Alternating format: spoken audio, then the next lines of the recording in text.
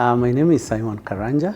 I'm a professor of epidemiology from the School of Public Health, DHARC, and also the lead scientist in the Digital Health Applied Research Center, which is a center that is anchored within DHARC and supporting the Ministry of Health on a lot of areas. This institution, this DHARC, has 4 mandates mainly. We deal with the digital tool development for supporting health solutions. We deal with implementation-based science or research, where we look at moving solutions to the communities. We also deal with data analytics, so for decision making, for supporting decision making in health and policy development. And finally, we also are involved in clinical research, which is development of solutions using maybe randomized controlled trials. Yes, so those are the 4 things that we do here. Ideally, the kind of research that we do here impacts directly in communities' livelihoods. And I would wish to pick maybe 2 examples. One of the examples is that I want to pick a project that we have conducted in Kisumu County, and this is a project that we have codenamed the ANC project. Now, what we have realized based on our previous projects here, that we have collaborated with the Foundation for Innovative New Diagnostics and the Ministry of Health and counties, is that there is a major gap, especially on diagnostics. And we know that diagnostics form a very, very important part of precision medicine. Now, these diagnostics, where we find these gaps, are mainly in areas that you would for sure not have expected them to exist. For instance, it is surprising to realize that for pregnant women, the ANC visits that they undertake, the 4+ visits that they undertake, which definitely improve on birth outcomes. You would expect that profile tests would be available at all levels of care, especially starting from level 2 of healthcare delivery. But our work has indicated, our work in Nyeri County and in Kisumu County has indicated that, especially for Kisumu County, getting these diagnostics at level 2 and level 3, that is in dispensaries and health centers, is very, very difficult. You only find them, these profile tests, ANC profile tests, in a few level 3 facilities, but not at level 2 facilities. Now, we know that primary health care offers close to 80% of healthcare services for communities. Now, critical healthcare services include services for pregnant women. And therefore, when you realize that there are no profile tests, a basic test, for example, blood typing, for example, or even just getting to know hemoglobin concentration or hemoglobin levels for a pregnant woman, which is a critical test. Just doing the urine dipstick or HIV, syphilis test. So ideally, when these are lacking at those levels, then this forces women to walk very, very long distances, therefore spending a lot of money on healthcare for transport, and even realizing that they take a lot of time out of their regular schedules. And we know that pregnancy is not a disease ideally. It's a physiological state that would, if services are offered nearer to the people, then the birth outcomes would really, really improve. So having realized that that was a big constraint, say in Kisumu County, so we developed a project that we call the ANC project, in which we sat down with the county and agreed and looked at where the gaps were. And mainly there were gaps in supply of testing commodities. That was one of the things that we realized was a gap for profile, for ANC profile tests. Then we also realized that the human resource for health was also a challenge. And this is because these profile tests, even when we know some of them are based on rapid diagnostic tests, can only by policy be conducted by lab officers. That actually poses a major constraint because lab officers are not posted in these facilities to the level that they would be able to cover for these tests. The other challenge is, of course, even when reagents are supplied or even when tests are supplied, there are very, very frequent stockouts. And these stockouts then also, of course, interrupt care delivery. So we sat down and agreed with the county and brought suggestions on the table, and we came up with a task sharing approach in which we could train nurses and clinical officers at level 2 and level 3 health facilities to participate in delivery of some of these tests. And we identified 4 tests. One, we identified hemoglobin concentration as one of the things that we were going to deliver. Number 2, we identified the urine dipstick test, and the urine test has 10 profile tests. Then we identified HIV and syphilis combo test, and then we also identified, I can't remember the 4th one, but in these 4 profile tests, we agreed that then after training the clinical officers and nurses, that they could share time during their normal routine work and conduct these tests at level 2 and level 3 health facilities. Then we agreed that then we can have mothers informed of the existence of this test at those select health facilities. In the process, we rolled out this work last year, and within a very, very short time, now mothers started accessing these tests within level 2 and level 3 facilities. Now what was very, very important is the fact that in Kisumu County, the pregnant mothers have an insurance policy that is called Linda Mama, which is part of the ANC support that government gives to pregnant women. When a mother receives services from a facility, say level 2 or level 3, based on Linda Mama card, the resources that are gotten from there are then ring-fenced, and they are utilized in that particular health facility. And that becomes important because then there is sustainability of offering of this test and now taking care of, for example, of what you'd call stockouts. Now, this is one of the models that we think is very, very important. One, that we know addressing the human resource for health is something that the government needs to, or county governments need to address immediately. But we know that the immediacy of this requires a lot of resources, and that will not happen, immediately.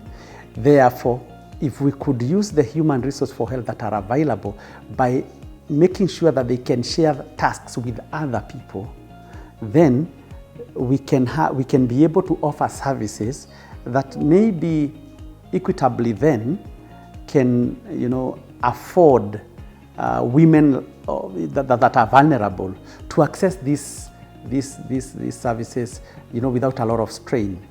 Now, the other important thing that we realize from this kind of a model is the fact that if you can be able to ensure that a level 2 facility has retained some resources from the Linda Mama card, then they are able to replenish their resources, or their testing commodities, and over time then the mother saves money because they don't use a lot of money for transport, and number 2, they don't take a lot of time out of their work, and this therefore improves household incomes, because we know regardless of whether it is money getting to their pocket, but then the time that they would have lost could be used, for example, to attend to home chores or even just in subsistence farming, and therefore this improves on their livelihood. This is impactful, and we think that it's an important thing. The next thing is the fact that by discussing with counties,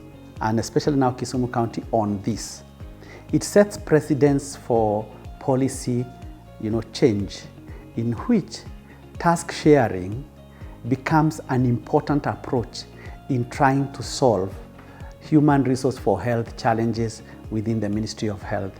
This is one of the projects that I would say is impactful, and the entire impact of this project can only be documented if we look at the entire value chain of healthcare delivery and the costs that are embedded and those that are hidden.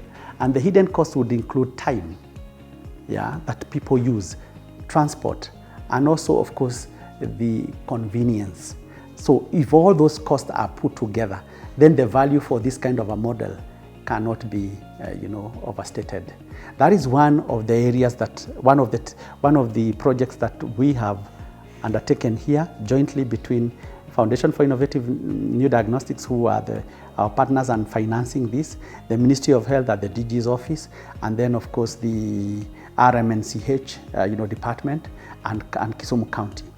Another example that I would wish to give is work that we do on clinical research in Kwale County. Now, we have been undertaking some work in Kwale County, basically on iron deficiency anemia. Now, this is one of the main contributors. Actually, it is said that it contributes to 80% of all types of anemias. So iron deficiency leads to approximately 80% of all the anemias that are observed. And we know that in Kwale County, pregnant women, experience close to 70% of pregnant women are actually anemic. And children born of them, by the time they are about 6 months, approximately 50 to 60% of these newborns are also, or these infants are also anemic.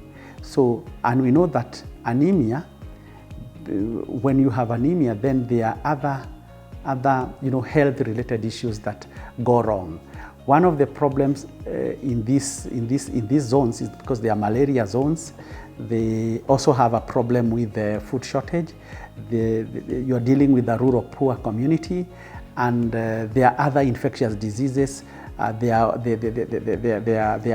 helminths like hookworms that are blood sucking. So the growth milestones of children is adversely affected, and this also affects cognitive development, and therefore it could make communities get into a cycle of poverty if you do not take care of this. So over time, what we have done with our colleagues from Switzerland, the University of ETH, is to look for solutions of trying to address the problem of iron deficiency. And one of the solutions that we've been looking at is the use of prebiotics for purposes of improvement of iron uptake. We have realized that a lot of iron supplementation doesn't help a lot of times, and especially for children, because if you supplement children with iron when they have iron deficiency, what we have realized over time is that there is promotion of growth of pathogenic bacteria, and this pathogenic bacteria therefore then increases, it gives them, a persistent inflammatory reaction and leads also to diarrhea, and therefore you worsen their condition. But if you improve iron uptake from natural sources, from foods, then that is a better way of taking care of iron deficiency. So what we have done is identify some of the micronutrient powders that would be important in development of microflora that encourage iron uptake. Some of these bacteria that would be important is lactobacillus and bifidobacteria. And work around this has indicated, yes, that when you use such powders, then this improves iron uptake, and over time then of course improves the condition of anemia, and therefore improving health outcomes among people. So this is very, very important, and I would want to use it as one of the examples where we have a project that impacts directly on the community, and it helps, of course, during these projects, we also put students on board. So we have, in Kisumu, we have an MSc student in the ANC project. In our clinical trials in Kwale, we have 3 PhD students and 5 MSc students. So again, building young, scientists to learn the ropes of research, and this is very helpful, yes. I think one of the biggest gaps that exists between academia and industry is lack of coordination, lack of a coordination mechanism. I think the two can work symbiotically to support each other. If you look at the West, most of the innovations that industry is able to scale up comes from academia and research institutions. And you will realize then that in the West, therefore, because of the value that industry derives from academia, most of the costs that are incurred in payment of human resource, of research, then is taken care of by industry. So they have a very, very good working relationship. Now, again, just like the chicken and the egg, one would ask, do we need first to prove to industry our capabilities and have products so that industry can then start funding? Or should industry initially put in resources into academia and into research, and the spin-offs then can propel industrial development? And I think the latter, for me, suits the scenario. There are lots of prototypes, there are lots of innovations that universities have come up with. Industry has not picked that. One, maybe because of the fact that there is a poor coordination mechanism, or there is lack of that. And number two, again, there are no friendly policies that would suggest or even compel industry to invest locally, one, through their CSR, and two, through their arm of R&D. And this, I think, is a debate that should be put on the table, because I think we are beholden on each other. If you look at industry, even without innovation, over 90% of the human resource that services industry is trained locally. So the big profits that industries are able to derive from their innovation, from their work, and from the workforce that they receive, the academic institutions and research institutions have played a major role. So there definitely has to be a way of giving back. But more importantly then, giving back and focusing investments by industry into academia to spur, innovations that then can be consumed by industry. It beats logic when industry has to borrow a lot of intellectual property from outside Kenya. If you look at scholars in country and those that have gone out there, the potential to innovate is there and has been proven. The capacity to do that is there. The only problem is the fact that you can't innovate if there are no resources. If you look at the ministry, even at the level of national government, the investment to research of the entire budget is less than 2%. In other countries, the share or the proportion that is invested in research is much, much more, maybe 10, 15, 20%. And when you do that, then of course you will realize growth in this. And therefore, for me, there lacks a policy framework, a coordination mechanism which would be managed by maybe through, suggested through the policy framework. And more importantly also, there is not much talking between industry and and academia. And I also think that our industries are also a bit impatient. I think they are looking for an already developed solution to pick and go with and run with, rather than starting small and building it over time in a sustainable way. And it will reach a time in this country, based on what we are realizing the wage bill for national government is, that if industry does not invest, if the private sector does not invest in academia and in research, some of the institutions of higher learning will be highly unsustainable if the central government cannot support them. And we need to adopt the Western model, and that model has been seen to work and has really moved innovation and discovery to the next level. One of the things that I think is not appreciated a lot of times is the fact that innovations are not embedded in complexities. And that is what people are looking for, complexities. It is the simple things that we do that offer solutions. And even for our research colleagues, I think we look for too academic or too scientific, in quotes, approaches, and therefore we do not see simple solutions that are available that would be so impactful if you have a scale-up of a simple solution. So for me, I think where we need to put our efforts in is identifying the needs of our people. If you look at our communities, rarely do we sit down with communities to do a needs assessment and therefore even train based on needs, do our research based on needs, and the needs of our people are very, very basic needs.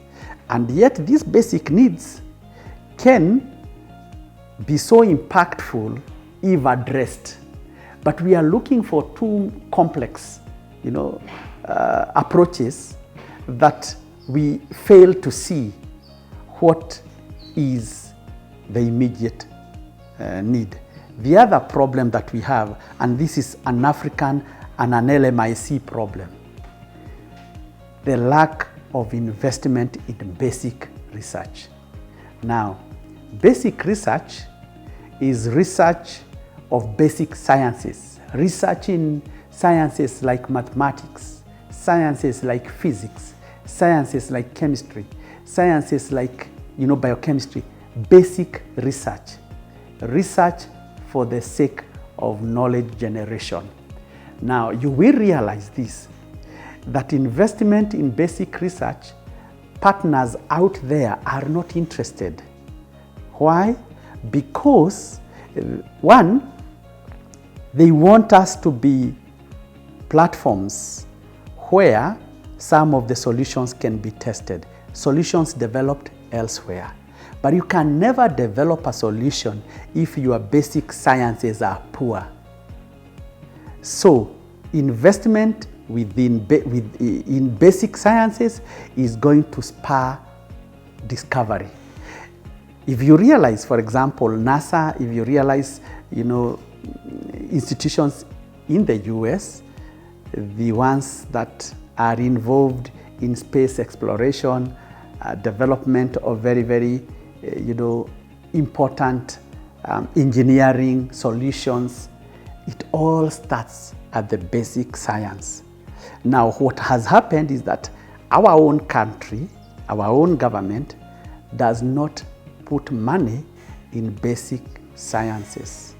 The West does not do that for us. So we are left mainly with implementation science and maybe clinical trials, which is clinical research, which you are testing compounds and solutions that are already developed. Now, running away from what ourselves we have an opportunity for development. Like, for example, within the area of drug development, there is a big repertoire of plant resources which definitely have very, very high potential for, for drug development. But how much have we invested in this? If you look at our policy, the folklore information that exists in this country about the value of herbal medicine, and look at where herbal medicine and its practice is embedded in the Ministry, I believe, of Gender and Cultural Issues, rather than in the Ministry of Health, for example, or in the Ministry of Education or higher education. So you ask yourself, even for that reason, if we think that practice that deals with health should be embedded in culture, rather than in a place where you can have innovations, then we have ideally not even seen it. If you look at China, if you look at Asian countries, Ayurvedic medicine or traditional Chinese medicine or traditional Asian medicine is such a powerful tool. The turnover from that industry is so huge, but for us, we have allowed our herbalists to run rogue. I listen to vernacular radio stations where everybody is talking about having this cure that cures everything, but we have no opportunity, and we are not putting in efforts to validate these things, because, and that's why we are getting people getting conned. But herbal medicine is so valuable and can be a source of allopathic medicine or conventional medicine once it is harnessed well.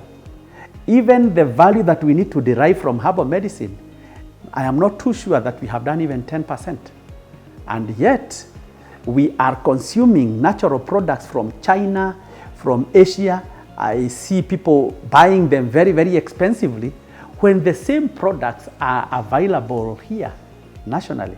There are repertoires of trees and plants here that have a lot of medicines that we haven't thought about. So, and we have that kind of an opportunity only if industry, academia, and policy work together. So for the scientists that will be attending this conference, one of the important things is the fact that as we develop ourselves as scientists, as we nurture young scientists or younger scientists, the important thing to know is the fact that we have a role as scientists to play, one, in making sure that Kenya gets to the next level. So we have an obligation ourselves. It is part of why we benefited by being trained. It is time that we utilize our intellectual capital well by serving our country in training and nurturing young scientists. That is one thing. Number two, it is time for us as scientists to realize that by and large, we will eventually require us to resource mobilize out there, because with the time, government support for institutions is becoming narrower and narrower, or slimmer and slimmer. And therefore, for that reason, it is beholden on us to look for resources outside there and mobilize resources, especially in the research field, so that we can also be able to establish research labs, research offices, and research teams that can be able to sustain the growth of research nationally.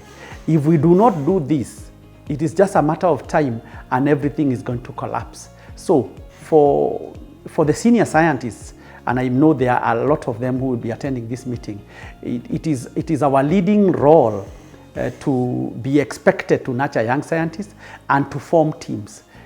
If you undertake multi and interdisciplinary research, then you realize how little you know as an individual or as an expert. But then when we pull together in big teams, then we will be able to support the research space in this country and grow our innovations and discoveries to industry scale-ups. Thank you.